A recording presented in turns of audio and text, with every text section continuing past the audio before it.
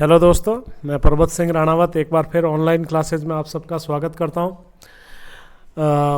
आज दोस्तों मैंने संत संप्रदाय का पार्ट सेकंड लिया है। विशेषकर इसमें सबसे ज़्यादा संप्रदाय के प्रश्न हैं और इतने मोस्ट संत और संप्रदाय पूरा टॉपिक काफ़ी महत्वपूर्ण है। और मैंने अब तक आरपीएससी से द्वारा पूछे गए जितने भी प्रश्न हैं और जब से अधीनस्थ बोर्ड बना अधीनस्थ बोर्ड में आए हुए प्रश्नों को भी लिया है इसमें दोस्तों। कुछ भी बाहर नहीं है, ना आपको डरने की ज़रूरत है ना घबराने की ज़रूरत है।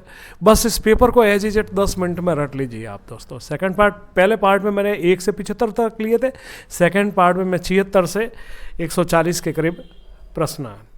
तो आप इसको बहुत तरीके से याद रखना। आपको बाहर कुछ भी नहीं जाना है, ठीक है दोस्तों। और अगर मेरी क्लास बहुत अच्छी लगे तो लाइक शेयर एंड सब्सक्राइब कर लेकर। स्टार्ट के 3-4 प्रश्न हैं जो संत माव जी से है, बाकी टोटली प्रश्न संप्रदाय से दोस्तों। पहला प्रश्न है, वेणेश्वर धाम में आदिवासियों का कुंभ का मेला कब पड़ता है? दोस्तों वेणेश्वर जो धाम है वो डूंगरपुर में है, नवाटापुरा में है, सोम माही और झाकम नदियों के संगम पर है दोस्तों। संत माव जी द्वारा स्थापित है और माघ पूर्णिमा में यहाँ पर भीलों का मेला पड़ता है दोस्तों। काफ़ी महत्वपूर्ण है, चौपड़ा का वाचन किया जाता है, अच्छे से आप याद रखना। 77 दोस्तों, लसाड़िया आंदोलन देखना, लसाड़िया पंथ गोविंद गुरु और लसाड़िया आंदोलन किस संत ने चलाया था?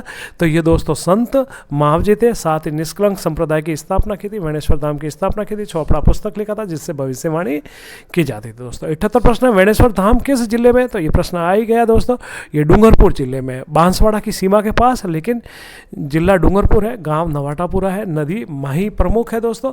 79, किस संप्रदाय की स्थापना एक मुस्लिम संत? तो मैंने कहा ना ये पूरा पेपर संप्रदाय से लिया, तो मुस्लिम संत तो दोस्तों मुस्लिम संप्रदाय राजस्थान में जो काफ़ी हुआ वो लालदासी संप्रदाय, लालदास ने की थी, जो लकड़हारा थे और मेव मुस्लिम थे दोस्तों।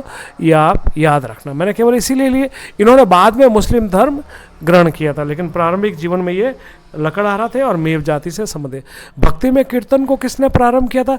चैतन्य महाप्रभु थे दोस्तों, जो बंगाल के नदिया में जिनका जन्म हुआ था और वहीं से इन्होंने भक्ति में कीर्तन, कीर्तन का मतलब होता भक्ति में भजन भाव दर्शन और मग्न हो जाना, ये चीज़ थी दोस्तों। 81, मिलान करना है, लालदास से संबंधित है। जन्म इनका धौलीधु अलवर में हुआ था दोस्तों, मृत्यु इनकी नगला भरतपुर में हुई थी और लालदास की जो समाधि है वह सीरपुर अलवर में दोस्तों। इनको याद रखना, विशेषकर जन्म वाला दौलीदो अच्छी तरह से याद रखना दोस्तों। 82 दोस्तों, लालदासी संप्रदाय के संस्थापक कौन थे? तो लालदासी संप्रदाय के संस्थापक दोस्तों लालदास ही थे, जो मेव जाति के लकड़हारा मुस्लिम थे दोस्तों। 83, लालदास किस जाति से? तो यहाँ पर आ गया मेव मुस्लिम थे दोस्तों, अच्छे से याद रखना, ठीक है दोस्तों। यही प्रश्न पूछे गए अब तक, मैंने ये तमाम प्रश्न पूछे गए, मैंने मेरी ओर से नहीं लिए, रिसर्च कर करके इन प्रश्नों को अंदर डाला मैंने। 84, लालदास ने किसको कहा था कि जो अपने भाइयों की हत्या करेगा वही शाहजहाँ के बाद शासक बनेगा? दोस्तों ये ऑप्शन ब दारासी को कहा था और इसकी भविष्यवाणी सही होती। औरंगजेब ने अपने सभी भाइयों की हत्या कर बाद में आलमगीर बादशाह के नाम से 1659 में दिल्ली में ली थी। दारासी को याद रखना दोस्तों, यहाँ पर दारासी को पूछने गया था इनसे, ओके। बाकी ये इनके चारों इनके भाई थे जो नाम है। चरणदासी संप्रदाय के संस्थापक कौन थे? चरणदासी थे, बचपन का नाम रणजीत था, शुक्रदेव ने इनको शरणदास नाम दिया था। 86, शरणदास संप्रदाय के संस्थापक बचपन का नाम आ गया दोस्तों, ऑप्शन आगे बता दिया था, इसलिए यहाँ पर मैं आपका ज़्यादा टाइम तो मैं वेस्ट करता ही नहीं हूँ, सीधा सपाट बिना बकवास के शरणदास संप्रदाय के किस संत की भाषा में देखना। शरणदासी संप्रदाय अलवर भरतपुर थे और वहाँ पर भाषा दोस्तों मेवाती थी। 88 दोस्तों, संत गुरु जगत गुरु शिरोमणि किस संत को कहा जाता था? ये संत रैदास को दोस्तों ये सारे के सारे उपनाम प्राप्त थे दोस्तों। मन चंगा तो कटौती में गंगा, ये प्रश्न वही है दोस्तों, मन चंगा तो कटौती में गंगा, संत रैदास या रविदास थे दोस्तों, ओके। रैदास की छतरी कहाँ पर है? तो रैदास की छतरी दोस्तों चित्तौड़ में है। पर्ची का लेखक रैदास स्वयं थे। सुंदर ग्रंथावली के लेखक सुंदरदास थे दोस्तों। आंजना कलबी पटेलों की प्रधान पीठ शिकारपुरा जोधपुर में दोस्तों, ओके, ये याद रखना। चौथे का शिकारपुरा जोधपुर हो जाएगा। 91 दोस्तों, नागा संप्रदाय देखना, सुंदरदास, मैंने कहा था ना ये भगवान मतलब ये कल्याण जैत सिंह के पुत्र कल्याणमल थे और बाद में दादू के पास ये उपदेश प्राप्त कर रहे और फिर दादू ने इनको नाम सुंदर दिया था। और ये आत्मा हमेशा राजपूत जाति के थे, हमेशा अपने साथ में तलवार रखते थे, शस्त्र वस्त्र रखते थे, बाकी सुंदरदास के बाद में शस्त्र भी रखते थे और नागा संप्रदाय के ये संस्थापक थे दोस्तों। संत धन्ना किस जाति के थे? रामानंद के शिष्य थे और जाट जाति से थे दोस्तों। किस संत ने हठ पूर्वक भगवान की मूर्ति को भोजन करवाया था? दोस्तों ये संत धन्ना ही थे, जिन्होंने भगवान को कहा था। एक दिन इनकी माँ को काम करने, खेत पर काम करना था, तो धन्ना को कहते कि आज भगवान को तू भोग लगाने। धन्ना ने समझा भोग लगाना मतलब भगवान खाना खाते, तो वो भगवान खाना खाते, अंत में रोने लगे। हट की इन्होंने कि जब तक तुम खाना खाओगे घर नहीं जाऊंगा। तो फिर भगवान स्वयं प्रकट होते और इनके हाथ से भोजन करते दोस्तों। 94 राजस्थान के किस संत ने उपदेश गुरु ग्रंथ में मिलते? दोस्तों ये धन्ना थे, जिनके उपदेश राजस्थान के गुरु ग्रंथ साहब में मिलते हैं। 95 संत दादू की मृत्यु का समाचार सुनकर किस संत ने अपनी आंखें बंद कर ली और जीवन पर्यंत अपनी आंखें नहीं खोली? दोस्तों वही जो रजब के उपदेश सुनते हुए जीवन पर दुल्हे के वेश में रहे, यानी कि रजब। इनकी प्रमुख, इनकी जो प्रधान पीठ है वो सांगानेर में है। अरबंगाणी, सर्वांगी और रजबवाणी इनकी प्रमुख पुस्तक थी दोस्तों। कौन सा संत जीवन पर दुल्हे में रहा? बात कर ही ली अपन ने, तो संत रजब दोस्तों, मुस्लिम थे ये भी। संत रजब की प्रधान पीठ का मैंने आगे प्रश्न में बात कर ली थी, सांगानेर में इनकी प्रधान पीठ है। 98 दोस्तों नादिर शाह के आक्रमण की भविष्यवाणी किसने की थी? तो नादिर शाह के आक्रमण की भविष्यवाणी करने वाले चरणदास थे। तो चरणदासी संप्रदाय, इनकी प्रधान पीठ दोस्तों दिल्ली में थी।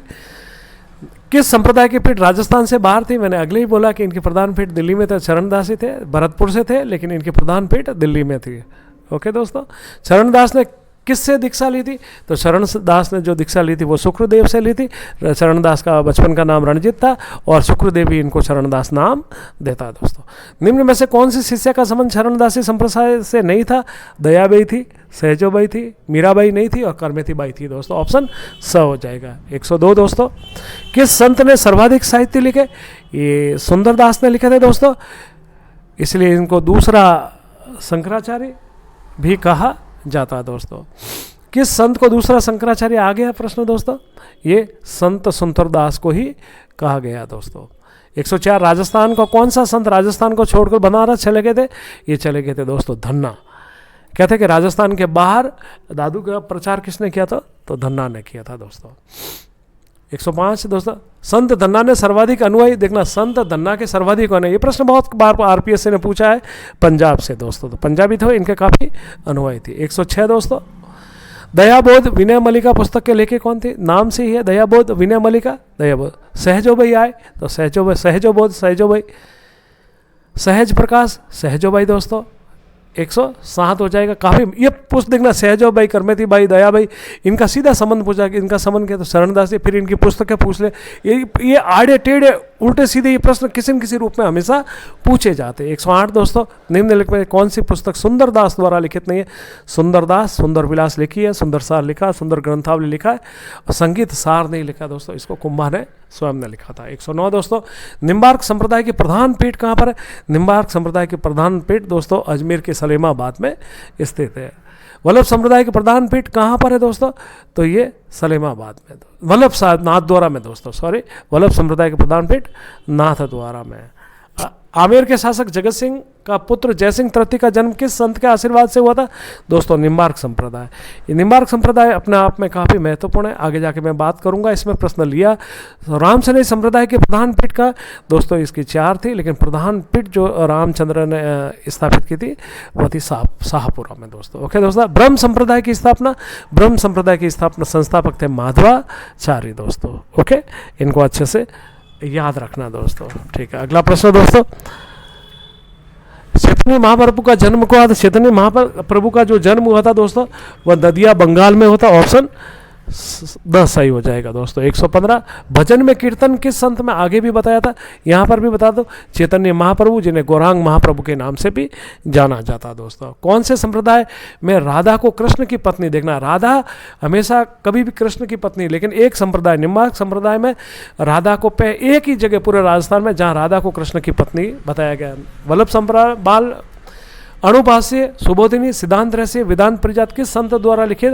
ये दोस्तों वल्लभाचार्य। और ये पुस्तक है बहुत इंपॉर्टेंट है, कम से कम अब तक हजारों टाइम कंपटीशन में पूछी गई। 118 दोस्तों किस संप्रदाय में कृष्ण के बाल स्वरूप, देखना कृष्ण की राधा के रूप में निम्बार्क और बाल स्वरूप के रूप में वल्लभ संप्रदाय नाथ द्वारा में इनकी पूजा की जाती है दोस्तों। 119 मिलान करना है, रामसनई संप्रदाय की प्रधान पीठ है, शाहपुरा है, ये दोस्तों भीलवाड़ा के अंदर है, रेण है नागौर के अंदर है दोस्तों, सिंहथल है जो बीकानेर में है, और खेड़ापा जोधपुर। आगे जाके इनके संस्थापक पे भी मिलान की बात करेंगे अपन।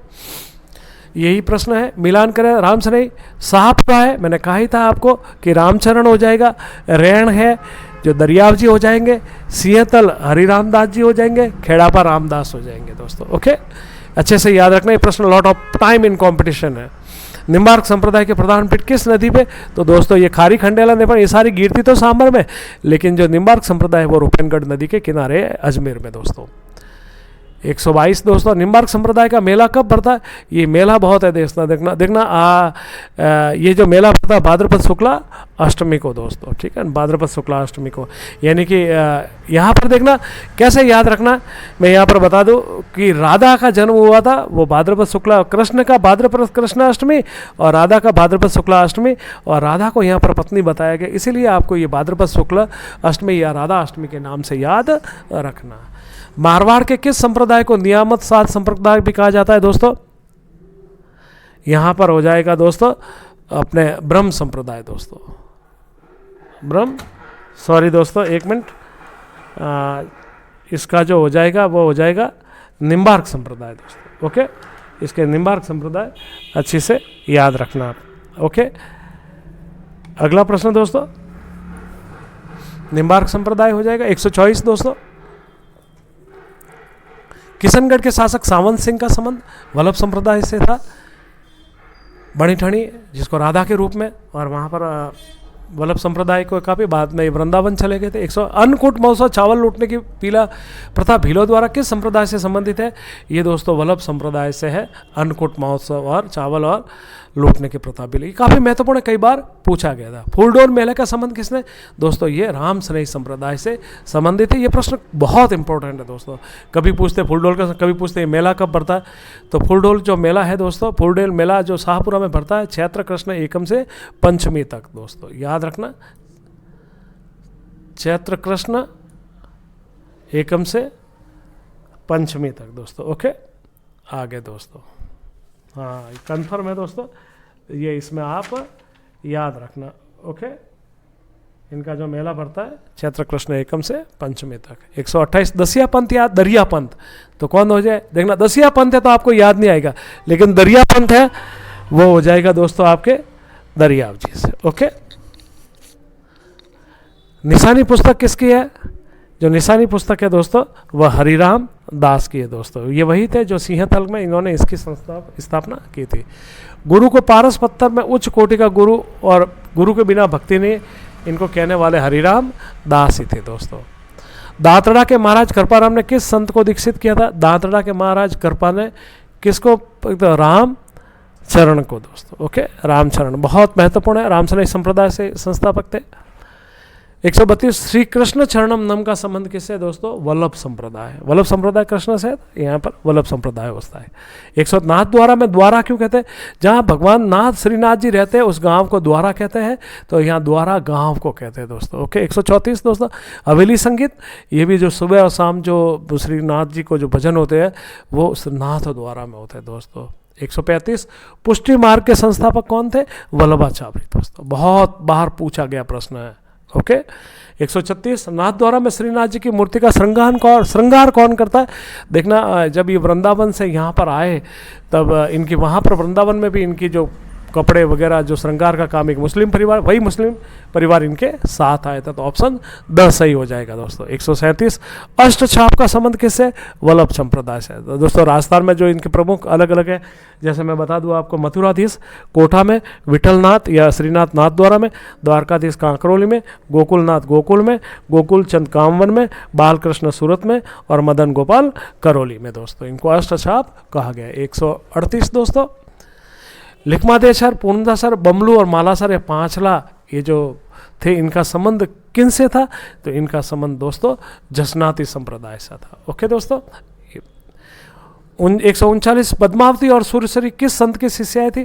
देखना, रामानंद के 12 शिष्य थे और 2 शिष्या थी, इसमें से एक पद्मावती और एक सूर्यश्री। दोस्तों अंतिम प्रश्न, यदि मेरी क्लास बहुत अच्छी लगे तो इसके बाद 1-2 प्रश्न और भी है, तो आप like and share and subscribe दोस्तों जरूर कर देना, जरूर करना दोस्तों, मेरा आपसे निवेदन है। निर्गुण संत नहीं थे, दादू निर्गुण थे, कबीर निर्गुण थे, पीपा निर्गुण, तुलसीदास दोस्तों भगवान राम को मानकर पूजा अर्चना करते थे। 141 दोस्तों सगुण संत नहीं है, जो निर्गुण ही है, सगुण संत नहीं। मीराबाई, चैतन्य महाप्रभु, संत महाव जी और रामानंद जी ये निर्गुण थे। मीरा दोस्तों कृष्ण को